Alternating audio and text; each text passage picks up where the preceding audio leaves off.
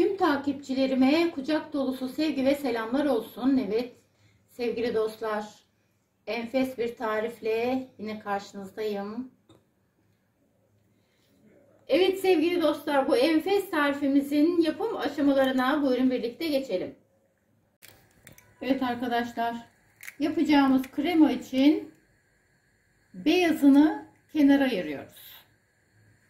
Kremamızda beyaza ihtiyacımız yok. Evet, 9 yumurtanın sarısını biz tabağımıza aldık. Bir tutam kadar da tuz dahil ettik. Evet, iyice çırpıyoruz arkadaşlar. Evet arkadaşlar, bir miktar çırptıktan sonra 1 su bardağı şekerimizi de dahil ediyoruz. Tekrar çırpacağız. Evet arkadaşlar, şimdi 1,5 çorba kaşığı nişastamızı tenceremize alıyoruz.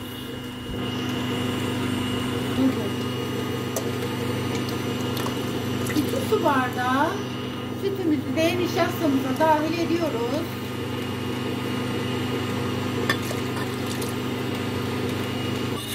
Evet, süt ve nişastamızı ateşe aldık. Karıştırarak pişirmeye başladık. Evet, gördüğünüz gibi kıvamı tutmaya başladı ama çırpma işlemi devam ediyor. Evet, bu kıvamı alıncaya kadar çırpıyoruz arkadaşlar. Gördüğünüz gibi nasıl damladığını görün. Evet, bu kıvamı almasını sağlayalım. Evet arkadaşlar, nişasta ve sütümüz göz göz olmaya başlayınca ateşten alıyoruz. Altını kapattık. Evet, süt ve nişasta karışımımız sıcak. Diğer kremamız yumurta sarısı çırpmıştık arkadaşlar. İkisini peyderpey birleştiriyoruz. Yani sıcak olanı yumurtalı karışıma peyderpey karıştıra karıştıra katıyoruz. İşte 1 çorba kaşığı katıyoruz, onu karıştırıyoruz. Sonra 1 çorba kaşığı daha katıyoruz. Bitinceye kadar böyle devam ediyoruz. Evet arkadaşlar, yoğun sıcaklığı geçinceye kadar peyderpey dahil ediyoruz. Ancak yoğun sıcaklığı geçtikten sonra hepsini birden dahil ediyoruz. Bu aşamalara dikkat ederseniz enfes bir sonuca ulaşacaksınız. Evet, karışımı bir araya getirdikten sonra tekrar ateşe alıyoruz. Mütemadiyen karıştırarak orta ateşte tekrar pişirmeye başladık. Evet, göz göz olmaya başladı. Mütemadiyen karıştırıyoruz arkadaşlar. Evet, göz göz olmaya başlayınca hemen ateşten alıyoruz arkadaşlar. Ve bu aşamada ister bir paket vanilya, ister bir limon kabuğunu dahil ediyoruz. Ve hemen karıştırıyoruz. Ve 80 gram tereyağımızı dahil ediyoruz.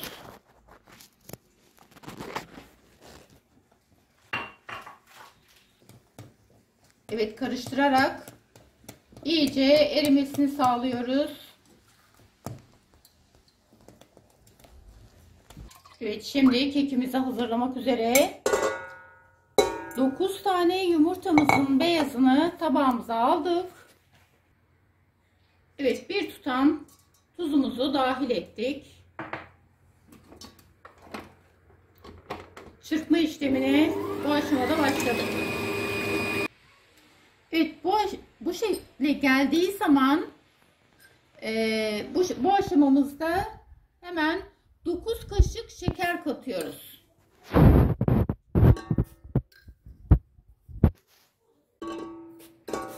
Evet, 9 kaşık, 9 çorba kaşığı şekerimizi dahil ettik.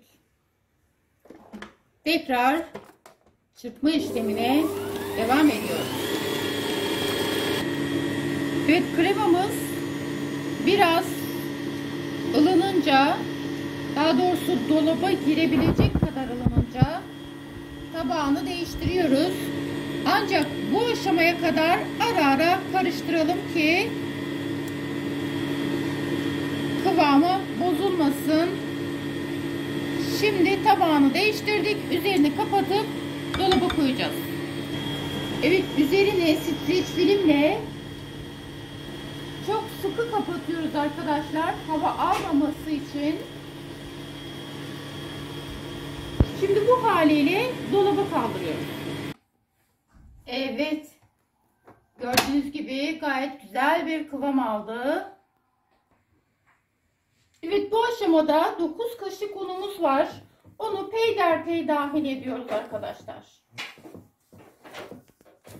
Spatula ile karıştıra karıştıra peyderpey dahil ediyoruz. Ne kadar güzel köpük köpük oldu, görüyorsunuz. Kekimiz muhteşem olacak.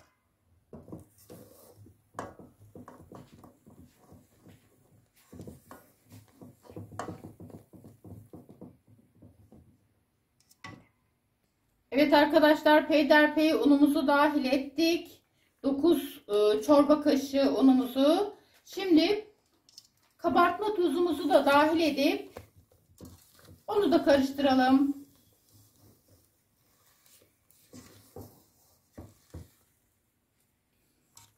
Evet arkadaşlar, kabartma tozundan hemen sonra bir pakette vanilin katacaksınız ve tüm karışımları iyice karıştırdıktan sonra kalıbımıza boşaltıyoruz.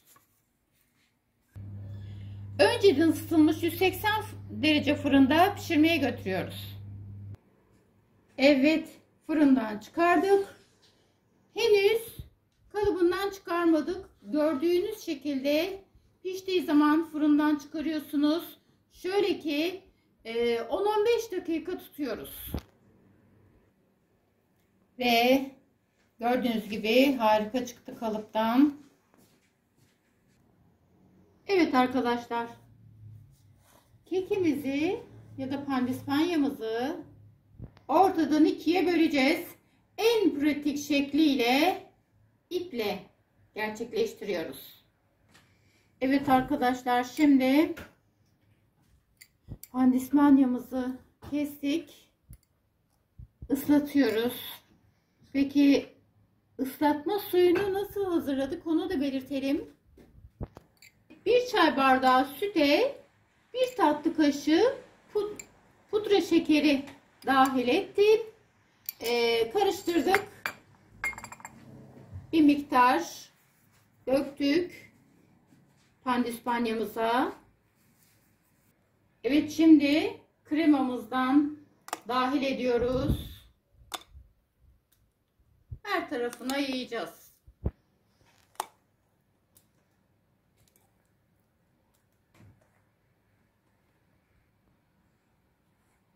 Evet, narin hareketlerle iyice yayalım. Evet, diğer parçayı da üzerine koyup tekrar hazırladığımız kremamızdan dahil ediyoruz.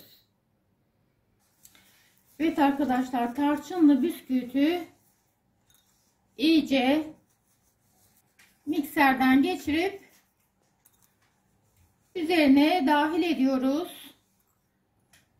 Tercih meselesi, siz farklı bir şeyle de süsleyebilirsiniz. Biz böyle seviyoruz. Evet arkadaşlar, şimdi dolaba kaldıracağız.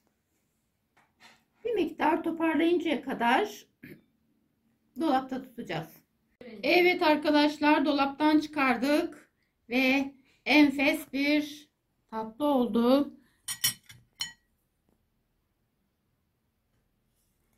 Şöyle bir keseceğim.